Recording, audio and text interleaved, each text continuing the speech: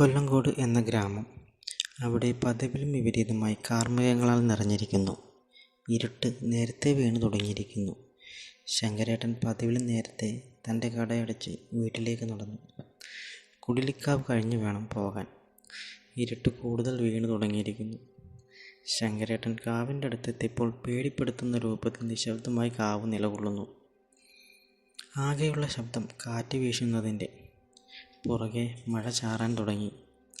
ശങ്കരേട്ടൻ നടപ്പിന് വേഗത കൂട്ടി. ആ സമയത്ത് ശങ്കരേട്ടൻ എന്തിലോ തട്ടി വീണു. എണീറ്റ് നോക്കിയപ്പോൾ വേലിൽ തട്ടിയതാണ്. കാല് മുറിഞ്ഞിരിക്കുന്നു. ശരം വിട്ട പോലെ ചോര ശങ്കരേട്ടൻ്റെ കാലിൽ നിന്നും ചീറ്റിത്തെറിച്ചു.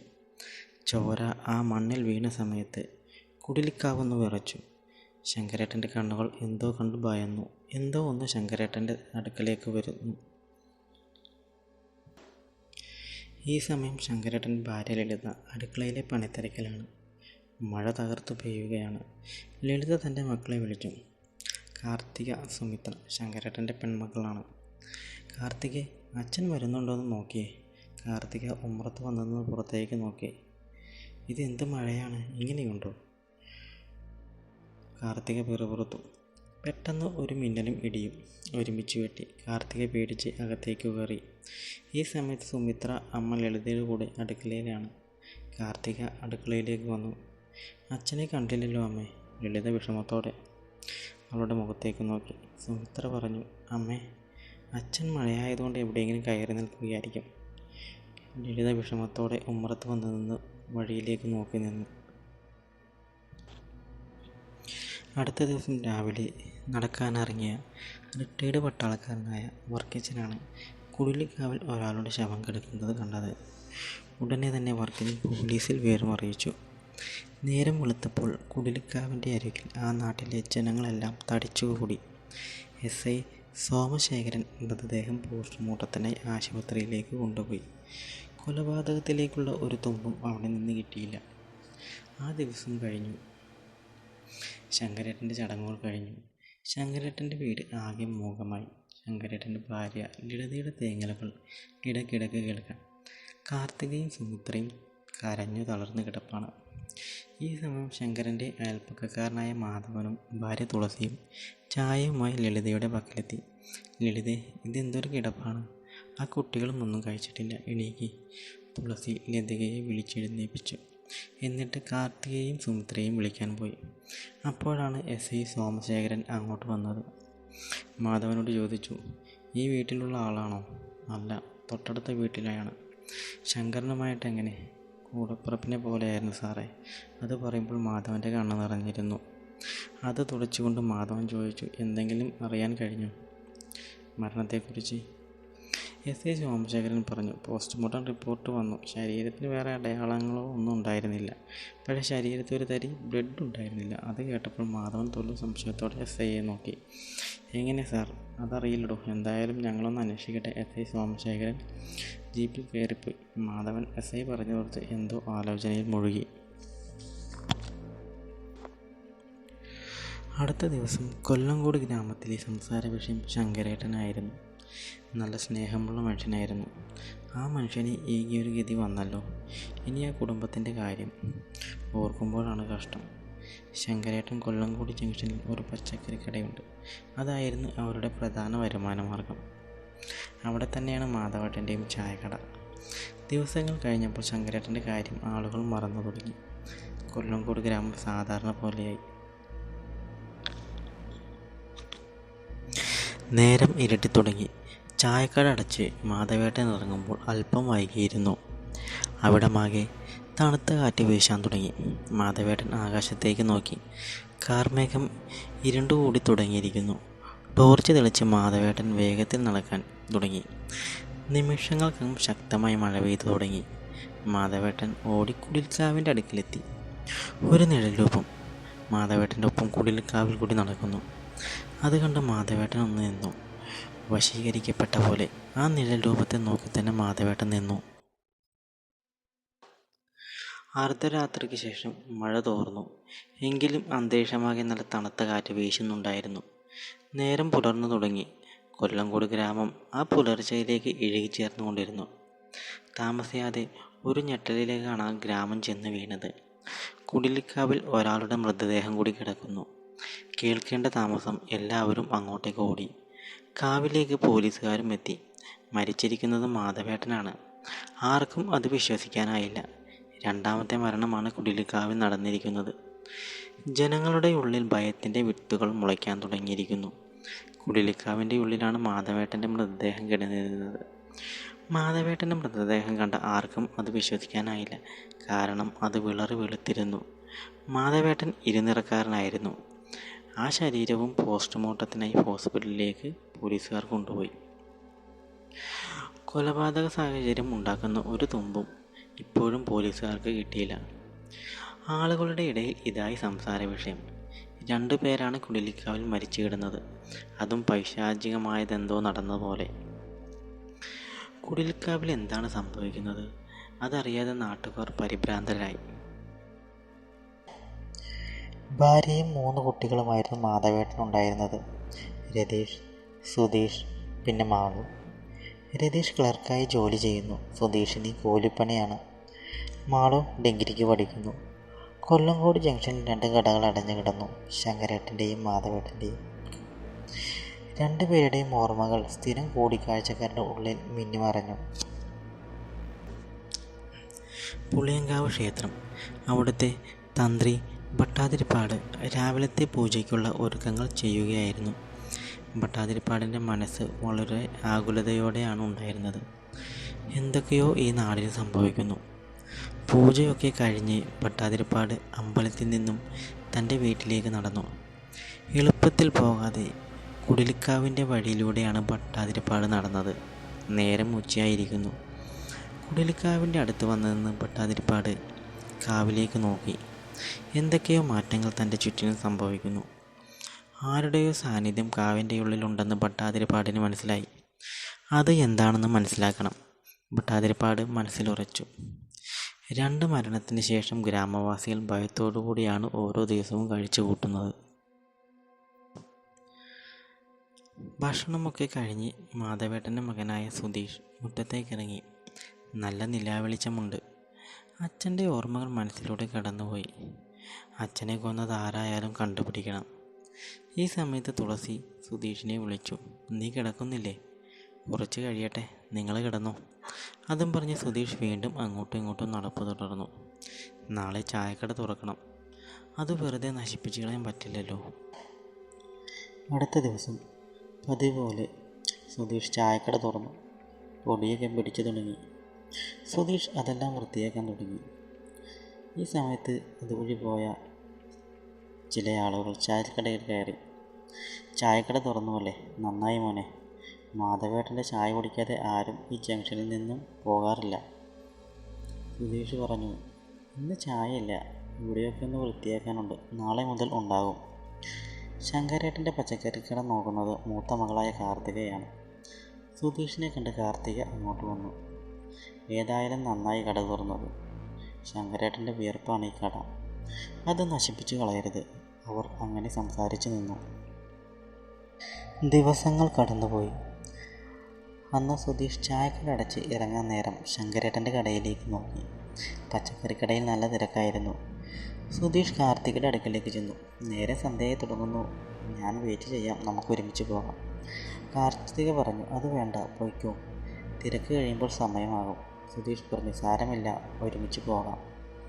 കാർത്തികയും ഉള്ളിൽ ഒരു ആശ്വാസം തോന്നി. കാരണം ഒറ്റയ്ക്ക് പോകണമല്ലോ എന്നോർത്ത് ഒരു ഭയം കാർത്തികയുടെ ഉള്ളിലുണ്ടായിരുന്നു. സുധീഷ് വന്നത് കാർത്തികയ്ക്ക് ഒരു ആശ്വാസമായി. അങ്ങനെ തിരക്കൊക്കെ കഴിഞ്ഞ് കടയടച്ച് 2 പേരും നടന്നു. സുധീഷ് ടോർച്ച് തെളിച്ച് നടന്നു. കൂടെ കാർത്തികയും. അവർ ഓരോ കാര്യങ്ങൾ സംസാരിച്ച് കുടിലിക്കാവിൻ്റെ അടുക്കിലെത്തി. പെട്ടെന്ന് ടോർച്ചൊന്നും വാങ്ങി. സുധീഷ്, ഈ ടോർച്ചിന് ഇതെന്ത് പറ്റി? പുതിയ ബാറ്ററി വാങ്ങിയിട്ടതാണ്. സുധീഷ് ടോർച്ചിന് പതിയെ 2 തട്ട് കൊടുത്തു. ടോർച്ച് തെളിഞ്ഞു. കുടിലിക്കാവിലെത്തിയപ്പോൾ 2 പേരുടെയും ഉള്ളുനീറി. 2 പേരുടെയും അച്ഛന്മാർ മരിച്ചു കിടന്ന സ്ഥലം. 2 പേരും പെട്ടെന്ന് സൈലൻ്റായി. വീണ്ടും ടോർച്ച് മങ്ങി നിന്നു. സുധീഷ് ടോർച്ചിൽ വീണ്ടും തട്ടി. ടോർച്ച് തെളിഞ്ഞു. ആ വെട്ടത്തിൽ കുടിലിക്കാവിൽ ഒരു നിഴൽരൂപം തെന്നി മാറിയതുപോലെ തോന്നി സുധീഷിന്. പെട്ടെന്ന് സുധീഷിൻ്റെ ടോർച്ച് ആരോ തട്ടിത്തെറിപ്പിച്ചു. കാർത്തികയെ ആരോ പിടിച്ച് കുടിലിക്കാവിൻ്റെ ചരിവിലേക്ക് തള്ളി. കാർത്തിക മുഖം കുത്തി വീണു. ആ വീഴ്ചയിൽ കാർത്തികയുടെ ബോധം നഷ്ടമായി. സുധീഷിൻ്റെ കഴുത്തിന് കുത്തിപ്പിടിച്ച് മരത്തിലേക്ക് മുഖം ചേർത്ത് വെച്ച് അടിച്ചു. സുധീഷ് അമ്മേ എന്ന് കരഞ്ഞു. അതുവഴി പോയ ചില നാട്ടുകാർ കരച്ചിൽ കേട്ട ഭാഗത്തേക്ക് ഓടി. സുധീഷിൻ്റെ ബോധം മറയുന്നതിൻ്റെ ഇടയിൽ അവ്യക്തമായി ഒരു സ്ത്രീരൂപത്തെ കണ്ടു. അടുത്തേക്ക് ഓടിയെത്തിയ നാട്ടുകാർ കണ്ടത് രക്തത്തിൽ കുളിച്ചു കിടക്കുന്ന സുധീഷിനെയും ബോധം പോയി കിടക്കുന്ന കാർത്തികയെയും. അവർ അപ്പോൾ തന്നെ രണ്ടുപേരെയും ആംബുലൻസിൽ കയറ്റി ആശുപത്രിയിലേക്ക് കൊണ്ടുപോയി. നേരം പുലർന്നപ്പോൾ കുടിലിക്കാവിൽ പോലീസുകാരുടെ ഒരു കൂട്ടം തന്നെ ഉണ്ടായിരുന്നു. ചില നാട്ടുകാരെ ചോദ്യം ചെയ്യുന്നുണ്ടായിരുന്നു. എങ്കിലും വേണ്ടത്ര തെളിവൊന്നും കിട്ടിയില്ല. ഇതും കൂടി ആയപ്പോൾ നാട്ടുകാരുടെ ഉള്ളിലെ ഭയം ഇരട്ടിച്ചു. അവർ എല്ലാവരും ഭട്ടാതിരിപ്പാടിൻ്റെ അടുക്കലേക്ക് ചെന്നു. തിരുമേനി, അറിഞ്ഞില്ലേ കാര്യങ്ങൾ? കുടിലിക്കാവിൽ എന്തോ കുഴപ്പമുണ്ട്. കുട്ടികൾ രക്ഷപ്പെട്ടത് ആയുസിൻ്റെ ബലം കൊണ്ടാണ്. ഈ കൊല്ലങ്കോട് ഗ്രാമം അവൾ നശിപ്പിക്കും. നാട്ടുകാർ ഒന്നടങ്കം ചോദിച്ചു. ആര്? അവൾ തന്നെ, താമര. പുതിയ തലമുറയിൽപ്പെട്ട ആളുകൾ താമര എന്ന പേര് തന്നെ ആദ്യമായി കേൾക്കുന്നു. അവരിൽ വലിയ ഭാവവ്യത്യാസങ്ങളൊന്നും ഉണ്ടായില്ല. പക്ഷേ പഴയ തലമുറക്കാർക്ക് അങ്ങനെയല്ലായിരുന്നു. താമര എന്ന പേര് കേട്ടപ്പോൾ നിന്ന് വിറയ്ക്കാൻ തുടങ്ങി. ഭട്ടാതിരിപ്പാട് തുറന്നു. ഇതുപോലൊരു കാറ്റും മഴയും ഉണ്ടായിരുന്ന സമയത്താണ് താമരയും കുടുംബവും അവിടെ കൊല ചെയ്യപ്പെട്ടത്. അതിൻ്റെ കാരണക്കാർ ഈ നാട്ടുകാരെ തന്നെ ചിലരൊക്കെ ആയിരുന്നില്ലേ? അതുകൊണ്ട് എല്ലാവരും ഒന്ന് സൂക്ഷിച്ചുകൊള്ളുക. ഞങ്ങളാരും അറിഞ്ഞുകൊണ്ട് ആരെയും ദ്രോഹിച്ചിട്ടില്ല. പക്ഷേ ദ്രോഹിക്കുന്നത് നോക്കി നിന്നതല്ലേ. പിന്നീട് ആരും ഒന്നും മിണ്ടിയില്ല. എന്തെങ്കിലും പരിഹാരമാർഗം വല്ലതുമുണ്ടോ? ഞാനൊന്ന് നോക്കട്ടെ. അവളുടെ ശക്തി എന്തുമാത്രം ആയി എന്നറിയണം. എല്ലാവരും പോയിക്കൊള്ളുക. എല്ലാവരും തിരിച്ചു നടന്നു. ഉള്ളിൽ ഭയവും പേറി. ഇനി എന്തൊക്കെ കാണേണ്ടി വരും ഭഗവാനെ. അനിയന് സംഭവിച്ച അപകടമറിഞ്ഞ് രതീഷ് ഹോസ്പിറ്റലിലെത്തി. സുധീഷിനോട് ചോദിച്ചു, ആരാ നിന്നെ ഇങ്ങനെ ആക്രമിച്ചത്? അറിയില്ല ഏട്ടാ, നല്ല ഇരുട്ടായിരുന്നു. രതീഷ് അമ്മയോട് ചോദിച്ചു. എന്തൊക്കെയാണ് ഈ നാട്ടിൽ നടക്കുന്നത്? തുളസി പറഞ്ഞു, ഇതിനൊക്കെ കാരണം താമരയാണ്. താമരയോ? അതാര്? രതീഷ് ചോദിച്ചു. അത് പണ്ട് നടന്ന സംഭവമാണ്, നിൻ്റെ മുതുമുത്തച്ഛൻ്റെ കാലത്ത്. തുളസി ആ കാര്യങ്ങൾ പറഞ്ഞു തുടങ്ങി. 19 കൊല്ലം മുമ്പുള്ള കാര്യമാണ്. അന്ന് കുടിലിക്കാവിൽ ഇത്രയും കാടുണ്ടായിരുന്നില്ല. ചെറിയൊരു അമ്പലം മാത്രം. അതിൻ്റെ തൊട്ടടുത്താണ് താമരയും കുടുംബവും താമസിച്ചിരുന്നത്. താമര താഴ്ന്ന ജാതിയിൽപ്പെട്ട പെൺകുട്ടിയായതുകൊണ്ട് ആരും അവളെ അമ്പലത്തിൻ്റെ പരിസരത്തേക്ക് പോലും അടുപ്പിച്ചിരുന്നില്ല. ജാതി വ്യവസ്ഥയ്ക്ക് കൊടികുത്തിവാണിരുന്ന കാലം. അമ്പലത്തിൽ തൊഴണമെന്നത് അവളുടെ ആഗ്രഹങ്ങളിൽ ഒന്നായിരുന്നു. എന്തു ചെയ്യാം, മനുഷ്യൻ മനുഷ്യനെ തന്നെ ആട്ടിപ്പായിക്കുന്ന കാലം. ആ ആഗ്രഹം അവൾ ഉള്ളിൽ തന്നെ ഒഴിച്ചു മൂടി. പാവം പെണ്ണ്.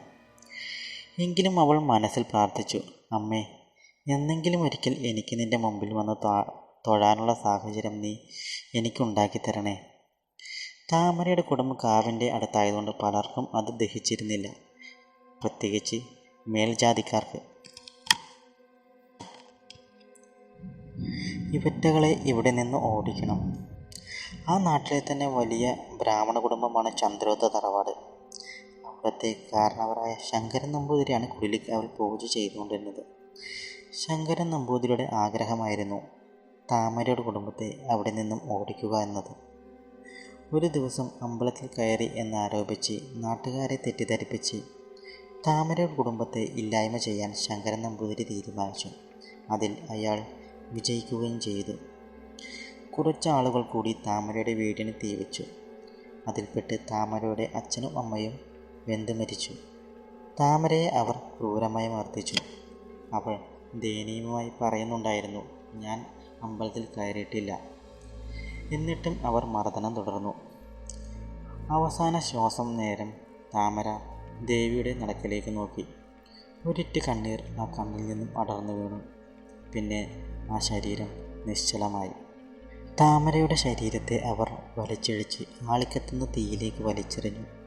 അവളുടെ ശരീരം അതിൽ എരിഞ്ഞടങ്ങിക്കൊണ്ടിരുന്നു. പെട്ടെന്ന് ഒരു മിന്നൽ പിണർ അവിടെ പതിച്ചു. ശക്തമായി കാറ്റ് വീശി തുടങ്ങി. അതോടൊപ്പം ഘോരമായ മഴയും. കുടിലിക്കാവിലെ അമ്പലത്തിലെ ഭിത്തിയുടെ ഒരു ഭാഗം അടർന്നു വീണു. ഇത് കണ്ട ശങ്കരൻ നമ്പൂതിരിയും നാട്ടുകാരും അവിടേക്ക് ഓടിയെത്തി. അമ്പലത്തിൻ്റെ ഓടുകളൊക്കെ നിലത്ത് വീണ് ചിതറിക്കൊണ്ടിരുന്നു. അതിശക്തമായ കാറ്റ് അവരെ പൊതിഞ്ഞു. പേടികൊണ്ട് അവർ കുടിലിക്കാവിൽ നിന്നും ഇറങ്ങി ഓടി. പിറ്റേ ദിവസം ആ വാർത്ത കേട്ട് നാട്ടുകാർ നടുങ്ങി. ശങ്കരൻ നമ്പൂതിരിയും കുടുംബവും കൊല ചെയ്യപ്പെട്ടിരിക്കുന്നു. താമരയുടെ കുടുംബവും. എന്താണ് ഇന്നലെ സംഭവിച്ചത്? ചുരുക്കം ചില ആളുകൾക്ക് മാത്രം അറിയാം. അവരുടെ ഉള്ളിൽ ഭയം ഇരട്ടിയായി തുടങ്ങി. അങ്ങനെ അവളെ ഉപദ്രവിച്ച് ഇല്ലായ്മ ചെയ്ത ഓരോരുത്തരെയും കൊന്ന് അവൾ രക്തം കുടിച്ചു. അവസാനം മഹാമാന്ത്രികനായ നിലമ്പൂർ നീലകണ്ഠൻ നമ്പൂതിരി അവളെ തളച്ചു. പക്ഷേ ഒരു കാര്യം അദ്ദേഹം പറഞ്ഞിരുന്നു. ഈ കാവിൽ രക്തം വീണാൽ അവൾ വീണ്ടും പുനർജനിക്കും. അത് സംഭവിച്ചിരിക്കുന്നു. രതീഷിനോട് തുളസി ഇത്രയും പറഞ്ഞു നിർത്തി. നിർവികാരനായി രതീഷ് എല്ലാം കേട്ടുകൊണ്ടിരുന്നു. എന്നിട്ട് രതീഷ് വണ്ടിയും എടുത്ത് വീട്ടിലേക്ക് പോയി. കുടിൽക്കാവിൻ്റെ അടുക്കിലെത്തിയപ്പോൾ വണ്ടി ഒന്ന് നിർത്തി. രതീഷ് അങ്ങോട്ടേക്ക് നോക്കി. മോൻ എപ്പോഴാണ് വന്നത്? ചോദ്യം കേട്ട് രതീഷ് പേടിച്ച് തിരിഞ്ഞു നോക്കി. നാണമൂപ്പൻ രാവിലെ എത്തി. കുഞ്ഞിനെങ്ങനെയുണ്ട്? കുഴപ്പമൊന്നുമില്ല, എല്ലാം ഭേദമായി വരുന്നു. മോനെ, ഇവിടെ അധികം നിൽക്കണ്ട, കാര്യങ്ങളൊക്കെ അറിഞ്ഞില്ലേ? രതീഷ് ഒന്ന് മൂളുക മാത്രം ചെയ്തു. ഈ സമയം ഭട്ടാതിരിപ്പാടിൻ്റെ വീട്ടിൽ ആളുകൾ തടിച്ചുകൂടി. താമരയെ തളയ്ക്കാൻ എന്തെങ്കിലും പരിഹാരമുണ്ടോ എന്ന് നോക്കാൻ വേണ്ടി.